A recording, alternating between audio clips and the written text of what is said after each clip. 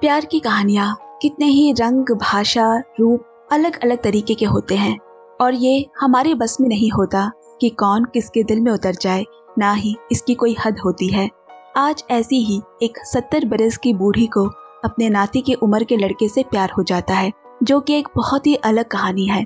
और ऐसी किन परिस्थिति में दोनों होते हैं कि बस वही एक दूसरे के गम को समझ पाते हैं। क्या सच में प्यार में इंसान सही और गलत भूल बैठता है? आखिर कहानी क्या कहना चाहती है, अंत तक देखकर आप समझ पाएंगे। मूवी स्ट्राइप सुनाने जा रही है 2021 की कोरियन मूवी एवरग्लो, डायरेक्टर सो जुन मून। दोस्तों, ढेर सारा प्यार और सपोर्ट मूवी स्ट्राइप को देते रहे ताकि मैं फ्यूचर में भी आप सभी के लिए कहानियां लाती रहूं, कहानियां सुनाती रहूं। जिन नाम की एक 70 बरस की बूढ़ी महिला जो पेशे से एक हैनियो है, यानी कि फीमेल डाइवर, जो कोरिया के जेजू आइलैंड में अपनी जीविका चलाने के लिए समंदर के अनंत गहराइयों में उतरकर समुद्री जीव जंतु की पैदावारी करते हैं और फिर उन्हें ही बाजार में अच्छे दामों में बेचकर पैसे अर्जित और अपना घर गुजारा करते हैं। जिन जेजू आइलैंड की सबसे नामी हैनियो होती है, साथ ही वो पानी के अंदर लंबे समय तक सांस रोके रखने के लिए गिनीज वर्ल्ड रिकॉर्ड बुक में नाम भी दर्ज करवा चुकी है। उनका दिनचर्या वही समंदर में और अपने साथियों के साथ गुजरता है। जिन जल्दी गुस्सा होने वाली, चिड़चिड़ी स्वभाव की होती है और जिनसे कोई भी काम निकलवाना तो पहाड़ तोड़ने के समान है। कुछ दिनों बाद एक दिन क्योंग नाम का एक 30 साल का लड़का जेजू आइलैंड पहुंचा, जो असल में वहां हैनियो के बारे में एक डॉक्यूमेंट्री फिल्म शूट करने अपने ऑफिस के काम से आया है। वहीं एक टैक्सी ड्राइवर से उसके इस बारे में बात हुई तो वो उसे जिन के पास उसके स्वभाव और उसके काम के बारे में बताता हुआ ले जाता है। अब वहां पहुंचकर जब वो जिन से मिला और उसके ऊपर एक डॉक्यूमेंट्री फिल्म बनाने के लिए यहाँ आने की वजह बताई तो जिन ने उससे कोई बात ही नहीं की और ना ही कोई दिलचस्पी दिखाई। क्योंग उन्हें मनाता हुआ बोला, मैम एक बार मेरी बात तो सुन ले, इसके लिए आप जो बोलो वो मैं दूंगा, कहकर उनसे विनती करने लगा। जिन बोली, ठीक है तो मुझे 10 मिलियन वॉन दो। क्योंग भी सर खुजाता हुआ, ऐसा न करे ना मैम, इसके बदले मैं टीवी में आपको एकदम खूबसूरत बनाकर दिखाऊंगा। जिन भी पलट जवाब देते हुए बोली, इस बूढ़ी उम्र में मुझे किसके लिए सुंदर दिखना है भला, मैं ये सब काम नहीं कर सकती। क्योंग फिर बोला, अगर मैं इस प्रोजेक्ट पे काम किए बिना यहाँ से लौटा ना तो मैं कहीं का नहीं रहूंगा, क्यों ना आप मुझे अपना ही नाती समझकर मेरी मदद कर देना, कहकर उन्हें बहुत मनाने की कोशिश कर रहा है। लेकिन जिन अभी भी नहीं मानती और उसे पीछा छुड़ाते वक्त उनका हाथ क्योंग को जा लगा और वो वहाँ जमे हुए पानी में जा गिरा। पर इतने कम पानी होने के बावजूद भी क्योंग आतंक और डर से छटपटाने लगा और किसी तरह बाहर निकला। कुछ समय बाद जिन उसे ड्राइवर से कहती है, कैसे कैसे लोगों को बिठा कर लाते हो, ऐसे लोगों को पहले ही बता देना कि मैं मर चुकी हूँ। ये टीवी वाले मेरे बारे में कुछ भी खबर डालकर बस मेरे द्वारा पैसे कमाते हैं। ड्राइवर बोला, तो आप ही थोड़ी सी मदद कर दीजिए ना, बेचारा कितने दूर से ये लड़का यहाँ आया है, इससे कम हमारे गाँव का भी नाम तो होगा। लेकिन जिन को ड्राइवर की बातों से भी कोई खास फर्क नहीं पड़ा। मैं नहीं इंटरव्यू देने वाली हूँ और अपने घर की तरफ लौट गई। यहाँ जिन के घर में उसका एक काफी समय से बीमार पति है, जिसने बीमारी के कारण बिस्तर पकड़ ली है, हिल डुल भी नहीं सकता। इसी वजह से घर की पूरी जिम्मेदारी के साथ साथ अपने बीमार पति का ख्याल भी पूरा जिन को ही रखना पड़ता है। उनके मन के अंदर चाहे लाख पीड़ा और दुख होने से भी चेहरे पर उस पीड़ा को छुपाए वो हमेशा एक मुस्कान लिए रहती है। अब अगले दिन एक हैनियो स्कूल में जिनको हैनियो के बारे में अपने अनुभव और ज्ञान स्टूडेंट्स में बांटने के लिए बुलाया होता है। स्पीच के बीच में क्योंग भी वहां पहुंचा। ड्राइवर ने उसे पहले ही बताया होता है कि आज जिन का मूड बहुत अच्छा है, तुम बात करके देखो, शायद वो मान जाए। फिर ड्राइवर ने उसी स्कूल में पढ़ा रही अपनी बेटी से भी क्योंग का परिचय करवाया। जिन ज्यादातर समय मेरी बेटी की बात मान लिया करती है, इसलिए उसकी मदद लो और जिन से बात करके देखो। जिन का मूड देखकर वो उससे बात करने की कोशिश तो करता है, पर जिन ने साफ मना करते हुए कहा, मेरे पीछे मत पड़ो, मुझसे तुम्हारा कहा गया वो काम नहीं हो पाएगा, बस इससे तुम्हारा समय बर्बाद हो सकता है और ना ही मुझे कैमरे के सामने आने का बिल्कुल भी मन है। लेकिन क्योंग ने भी हार न मानते हुए बोला, आप तो इतनी प्यारी हो और यहाँ की सबसे बेस्ट ड्राइवर हो, इसलिए मुझे तो आपका ही इंटरव्यू चाहिए, कहते हुए उनका हाथ पकड़कर विनती करने लगा। पर उल्टा जिन क्योंग से, मुझसे पहले खुद के चेहरे को ठीक करो, अंदर इतना दुख छुपाकर बाहर मुस्कुरा रहे हो, कहकर वहां से अपने घर की ओर निकल पड़ी। अब घर आकर वो अपनी बेटी की तस्वीर देखते हुए बोली, बेटी तुम्हारी माँ अब एक टीचर भी बन गई है, और तस्वीर को सहलाने लगी। उसी रात ड्राइवर की बेटी और क्योंग साथ रेस्टोरेंट में खाना खाते हुए जिन की ही बात कर रहे हैं उसे पता चला कि यहाँ जिन को तो सभी भगवान मानते हैं, क्योंकि उन्होंने समंदर में डूबते ना जाने कितने लोगों की जानें बचाई है, इसलिए उन्हें गांव में हवा और समुद्र की देवी माना जाता है। वो दिन भी क्योंग का ऐसे ही बीत गया। अपने रूम में अकेला बैठा एक लड़की की बनी स्केच जिसका नाम यंग्यो है, उसे याद कर भावुक हो उठा।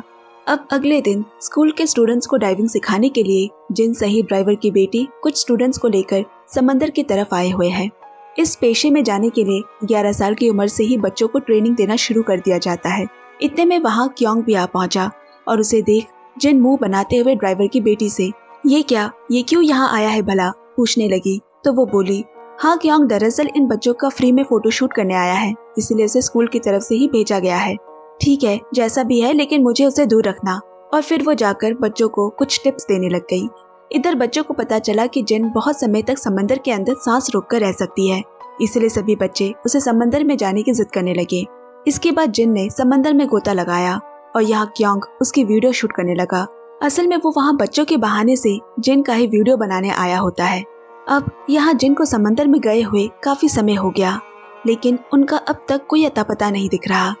जिन को बाहर न निकलता देख क्योंग समंदर में बह रहे पानी को एकटक देखता रहता है और एकाएक घबराता हुआ वो समंदर के पास बढ़ने लगा और अगले ही पल वो समंदर में डूबने लगा। उसे डूबता देख इधर ड्राइवर की बेटी और बच्चे चीखते चिल्लाने लगे और उनकी आवाज सुनकर थोड़ी देर में जिन बाहर निकली। फिर जल्दी जल्दी वो क्योंग को बचाने समंदर के अंदर गई। पानी में डूब रहा क्योंग को वो जैसे तैसे बाहर ले आई और सीपीआर की मदद से उसे बचाने की खूब कोशिश कर रही है। आखिर में उसे होश आया और उसके मुंह से निकला इंग्यो। यहाँ जिन उसे जिंदा देख भगवान का शुक्रिया कि तुम बच गए कहते हुए उसे गले से लगाकर खूब रोती है और साथ में भगवान का धन्यवाद करती है। यहाँ दोनों ही बहुत भावुक हो जाते हैं। शायद उन दोनों की ही जिंदगी में कोई बहुत बड़ा हादसा पीड़ा रही होगी, इसीलिए क्योंग कुछ समय बाद वही बैठकर अकेले में खूब रोता है। दूसरी तरफ जिन भी अपनी बेटी की तस्वीर के सामने फूल रखकर गुमसुम बैठी है। यहाँ जिन तो बूढ़ी हो चुकी है, लेकिन सामने 12 साल की उम्र की बेटी की ही तस्वीर रखी हुई है। अगली सुबह क्योंग जिन के घर आया। कल उसे बचाने के लिए उसने जिन से शुक्रिया कहा और आज के दिन अभी से वो उसका पर्सनल असिस्टेंट बनकर उनके काम में मदद भी करेगा कहता है। फिर वो उनके साथ काम पर भी गया।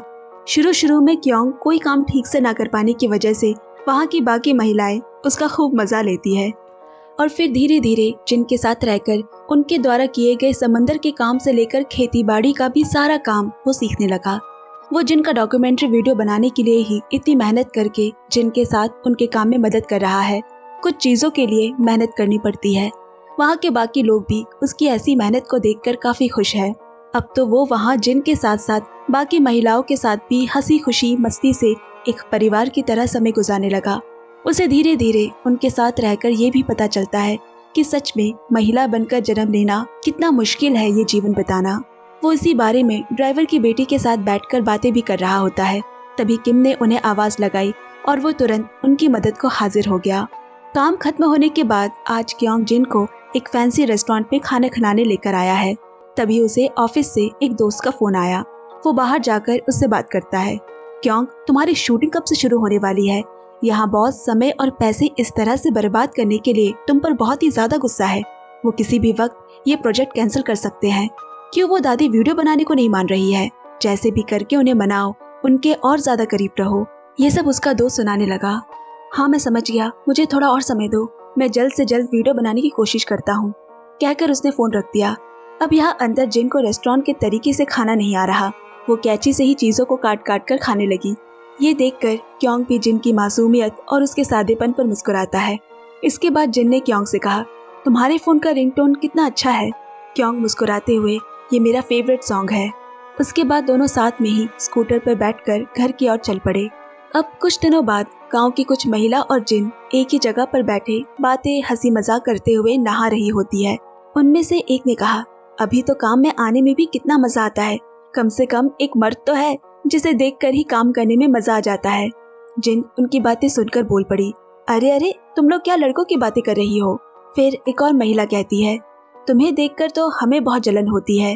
वो कितना ख्याल रखता है तुम्हारा। मुझे तो लगता है शायद वो तुम्हें पसंद करता होगा। बस तुम्हारा ही सामान वो उठाता है, हमारे पे तो कुछ ध्यान ही नहीं देता। वैसे मिले मौके में कुछ रोमांस तो करो, कहकर खूब ठहाका लगाकर हंसते हैं। ये तुम लोग क्या बातें लेकर बैठ गई हो? अपनी नाती की उम्र के साथ भी वैसा भला सो सकते हैं क्या? मुझे मेरी जगह पता है। जिनके ये कहते ही एक और महिला बोल पड़ी। उम्र का क्या है, बस एक नंबर ही तो है। प्यार में ऐसे उम्र थोड़ी ना देखा जाता है, कहते हुए मजे में हंसी मजाक करते हैं। और जिन भी उन लोगों की ऐसी बातें सुनकर मन ही मन मुस्कुराने लगी। अगले दिन बाजार ले जाने के लिए क्योंग गाड़ी में सामान लोड कर रहा है, जिससे कि उसके पूरे शरीर में गंदगी चिपक जाती है। तो वो वही नजदीक जिन के घर में जाकर नहाने चला गया। जिन बाजार गई होती है, लेकिन कुछ ही देर बाद वो घर पर अपना मोबाइल लेने वापस आई और वहाँ उन्होंने दरवाजा खोलकर नहा रहा बिना कपड़ों के क्योंग को देख वो एकदम से शॉक्ड हो गई और इस ऑकवर्ड सिचुएशन में खुद को खड़ा पाकर तुरंत वहाँ से दौड़कर भागी। इसी वजह से उन्हें पूरी रात यही सब सोचकर नींद नहीं आ रही। इतने में क्योंग का फोन भी आ गया, लेकिन वो उसका फोन उस वक्त नहीं उठाती क्योंकि वो बड़ा ही अजीब महसूस कर रही है। फोन नहीं उठाने की वजह से क्योंग ने एक टेक्स्ट भेजा, मैं कुछ दिनों के लिए काम से शहर जा रहा हूँ, बहुत जल्द ही वापस लौटूंगा। ये जानकर अगले दिन जिनकी सहेलियां कहती है, पक्का देख लेना वो अब लौट कर नहीं आएगा, कम से कम जाने से पहले वो अच्छे से मिलकर तो जाता। इसीलिए शहर के लोगों का विश्वास ही नहीं करना चाहिए, वहाँ के लोग बहुत ही स्वार्थी होते हैं। दोस्तों की बातें सुनकर जिन भी काफी उदास हो गई। ऐसे ही दिन हफ्ते गुजरने लगे, मगर क्योंग की कोई खबर नहीं। अब तक तो जिन को भी क्योंग की आदत पड़ चुकी होती है, इसलिए वो उसे और भी ज्यादा याद आता। और एक दिन अकेले काम कर रही जिन के पीछे अचानक से क्योंग दौड़ता हुआ आया। वो वापस लौट आया है। जिन क्योंग को पहले तो देखकर बहुत खुश हो गई, लेकिन फिर बाद में गुस्सा होते हुए बोली, क्यों आए हो दोबारा यहाँ? आने की जरूरत नहीं थी। अब से मुझे तुम्हारी कोई मदद नहीं चाहिए, मेरे पीछे मत लगो, अब जाओ जाओ यहाँ से तुम। कहते हुए सारा सामान गुस्से से नीचे गिराकर चिल्लाने लगी। लेकिन क्योंग भी जिन के इतने गुस्सा करने के बाद भी वहाँ से नहीं गया। मुझे बहुत ज्यादा मिस किया है ना तुमने, कहते हुए नीचे गिरे हुए सामान को उठाने लगा। कुछ देर बाद जिन को फिर भी गुस्से में देख वो भी दुखी होकर वहाँ से चला गया। दरअसल यहाँ जिन अपने अंदर क्योंग के लिए पनपते उस एहसास के बदलने से काफी ज्यादा परेशान है, इसलिए वो क्योंग से दूर भाग रही है। इसके कुछ दिनों बाद जिन क्योंग के बीमार पड़ने की खबर सुनकर खुद को और रोक न पाई और उसी दिन उसके लिए खाना बनाकर उसके अपार्टमेंट पहुंच तो गई, पर बाहर दरवाजे पर खड़े होकर वो दो मन हो रही है कि अंदर जाए या नहीं।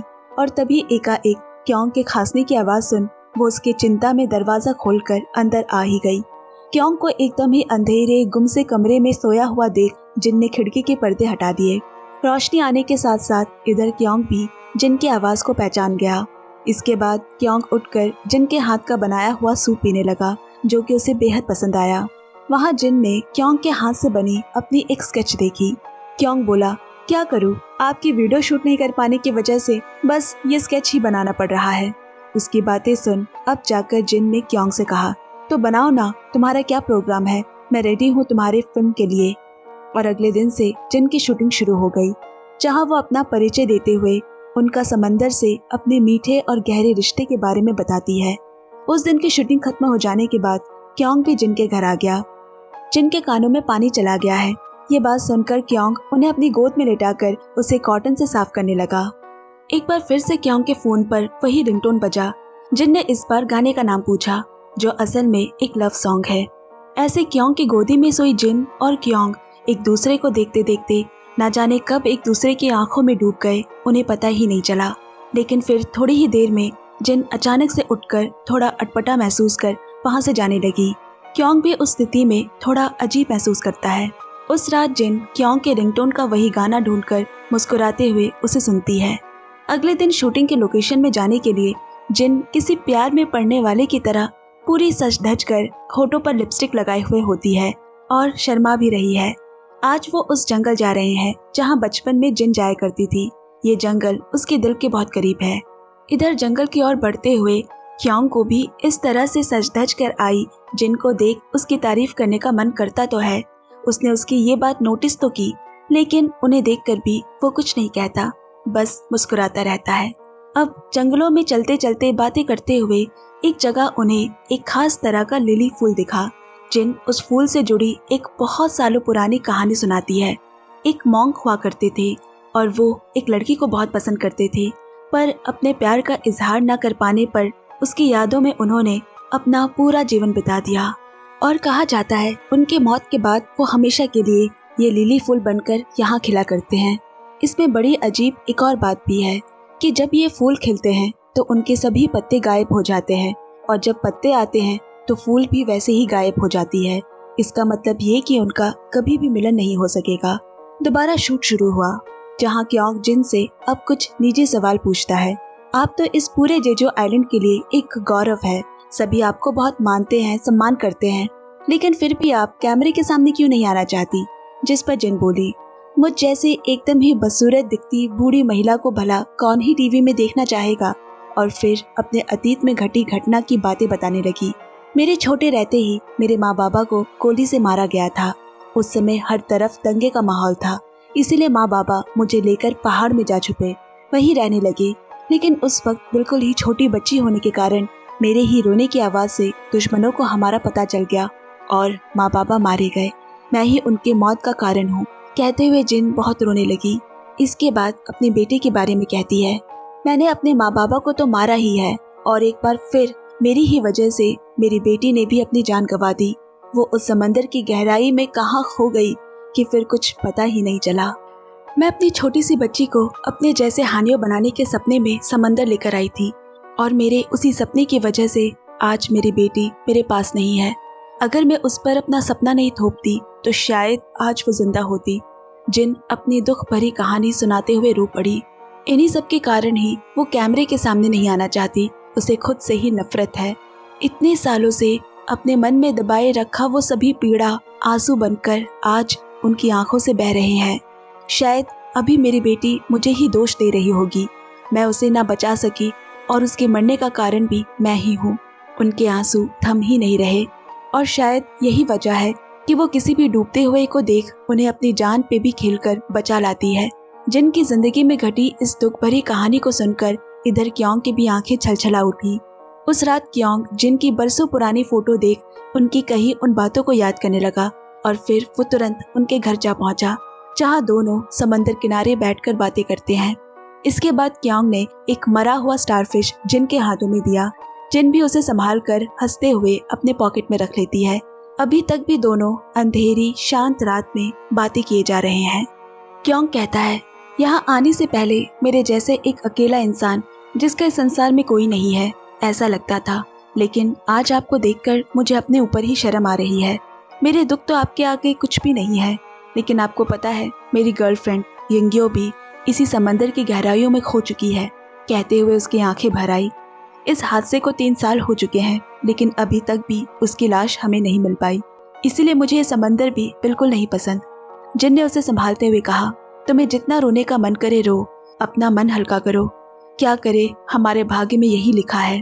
क्योंग और भी जिनकी गोदी में सर रखकर अभी तक उसके मन में रखे वो सारी दुख, वो पीड़ा अपनी आंखों से बहाने लगा। कोई तो है जिसके सामने वो अपना मन हल्का कर सकता है। जेजो आइलैंड के समंदर ने ना जाने कितनों को अपने आगोश में ले रखा है, जिनकी खोज आज तक अधूरी है। अब अगली सुबह क्योंग जिन को वही लिली की पेंटिंग बनी हुई हैनियो की डाइविंग में इस्तेमाल होने वाली चीज तोहफे में देता है। पहले तो जिन ने लेने से मना कर दिया, लेकिन बाद में वो क्योंग का दिया वही चीज डाइविंग में इस्तेमाल करती है। एक बार फिर शूट के लिए दोनों जंगल में जाते हैं और बातें करते करते दोनों के बीच एक अलग सा ही मीठा माहौल बन जाता है। जिन घबराहट के मारे अपनी उंगलियों से खेलने लगी, उनका दिल जोरों से धड़क रहा है। इतने में क्योंग उनके हाथों को पकड़कर एक गुफा में ले आया, जहां दोनों अपने मन में एक दूसरे के प्रति छुपाए एहसास को और संभाल न सके और उन्होंने एक दूसरे को चूम लिया। फिर अगले ही पल जिन क्योंग से अलग होकर दूर हो गई, मगर क्योंग ने उन्हें पीछे से गले लगाकर फिर से चूम लिया और अब यहाँ से दोनों के एक नए रिश्ते की शुरुआत होती है। उस दिन के बाद से दोनों खुलकर एक दूसरे से प्यार करने लगे, लेकिन उन्हें ये भी पता है कि उनके बीच ये संबंध गलत है। फिर भी दोनों के ही किसी अपनों को खोने का दुख, पीड़ा और भावना एक होने की ही वजह से सच में वो अपने दुखों को भुलाकर बस एक दूसरे को निस्वार्थ मन से प्यार करने लगे हैं। ऐसे ही दोनों समय साथ गुजारने लगे और एक दिन शहर से क्योंग के ऑफिस में उसका दोस्त उसी प्रोजेक्ट के सिलसिले में उस गांव आया। दरअसल वो यहाँ क्योंग को लेने आया है, लेकिन क्योंग अब वहाँ से वापस नहीं जाना चाहता। उस रात वो अपने दोस्त को एक बार ले गया शराब पीते पीते उसने अपने दोस्त से जिन को पसंद करने और दोनों के एक दूसरे से प्यार करने की बात सब बता दी, साथ में ये भी कि वो यहाँ से कहीं नहीं जाना चाहता। क्योंग की बातें सुन उसका दोस्त तंग रह गया। तू पागल तो नहीं हो गया है, उस पे चिल्लाने लगा। पर अब क्योंग को किसी की बात से कोई फर्क नहीं पड़ता। दूसरी तरफ जिन भी अपने और क्योंग के रिश्ते को लेकर बहुत ही ज्यादा चिंतित है। वो ये बात हमेशा अपने मन में एक बोझ की तरह नहीं उठा सकती है, इसीलिए उसने उसी ड्राइवर और उनकी बेटी के सामने अपने मन की बात रोते रोते कन्फेस कर डाली। मुझे क्योंग ने ऐसी बात कही है जिसकी मैंने कभी कल्पना भी नहीं की थी। शायद ये बात मैं मेरे मरने के बाद ही सुन पाती। उसे मैं सच में मेरे इस रूप में भी अच्छी लगी और अब मैं ये जगह छोड़कर हमेशा के लिए उसके साथ उसके शहर जा रही हूँ। जिनकी बातें सुनकर ड्राइवर की बेटी उन्हें हौसला देते हुए बोली, मैं आपके साथ खड़ी हूँ, आप बिल्कुल अपने लिए कोई भी फैसला ले सकती है। कुछ समय बाद वो घर पर अपना सारा सामान पैक कर वहाँ से जाने के लिए तैयार हो गई। दूसरी तरफ क्योंग भी एयरपोर्ट में जिन के इंतजार में बैठा हुआ है। घर से निकलते वक्त जिन एक बार अपने बीमार पति और अपने घर की चार दीवारी को कुछ पल तक देखती रहती है और फिर अपना बैग जमीन पर रख वहीं लेट गई। यहाँ क्योंग जिन को फोन पे फोन किए जा रहा है, लेकिन जिन ने उसका एक भी कॉल नहीं उठाया। जिन के फोन न उठाने पर क्योंग ने हड़बड़ी में जल्दी से एयरपोर्ट से निकलकर एक टैक्सी ली और रोते रोते जिन को लेने निकल गया।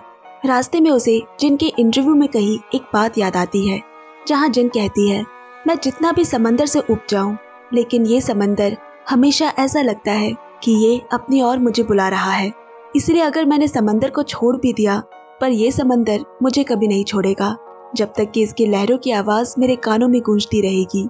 असल में हानियों का मतलब ही है समंदर के लिए जन्म लेना, और यही हमारा भाग्य है। जिन और उनकी बातों को याद कर क्योंग बहुत रोता है, मगर जब समंदर के पास पहुंचकर वो वहां जिन को तैरता हुआ और उनके चेहरे पर जिस तरह की खुशी को वो देख पाता है, उस खुशी को देखकर वो भी जिन को देख मुस्कुराया और वापस शहर की तरफ निकल गया। यहाँ जिन भी क्योंग को देख अपने चेहरे पर खुशी और पीड़ा दोनों ही भाव को झलकाते हुए समंदर की गहराई में तैरने लगी। इसके कुछ दिनों बाद टीवी में जिन की डॉक्यूमेंट्री फिल्म दिखाई जाती है, जहाँ उनका समंदर के साथ उस अटूट रिश्ते को दिखाया गया है। वीडियो के अंत में उसी लिली फूल को देखते हैं, जिस फूल की कहानी उन्हीं की ही जिंदगी से मेल खाती है। उस फूल को देखकर जिन क्योंग को याद कर मुस्कुराती है और फिर समंदर के किनारे बैठकर क्योंग की यादों में घंटों घंटों के लिए खो जाती है। सच कहा है, एक असली पवित्र प्यार करने वालों को ना उम्र रोक सकता है और ना ही रूप। प्यार करने के लिए तो सिर्फ साफ और निर्मल मन होने की जरूरत है। उम्र तो बस एक अंक मात्र है। और साथ ही हमें कहानी ये भी समझा जाती है कि प्यार का मतलब सिर्फ पाना ही नहीं होता, प्यार का दूसरा नाम त्याग भी होता है। इसी के साथ ये खूबसूरत कहानी मैं यही समाप्त करती हूँ। दोस्तों, अगर आपको भी मेरी तरह कोरियन वेब सीरीज पसंद है तो मेरे दूसरे चैनल के ड्रामा ट्राइब को पक्के से सब्सक्राइब कर ले। लिंक नीचे डिस्क्रिप्शन बॉक्स में है। तब तक सुनते रहिए, सुनाते रहिए Movies Tribe. Bye bye, take care friends.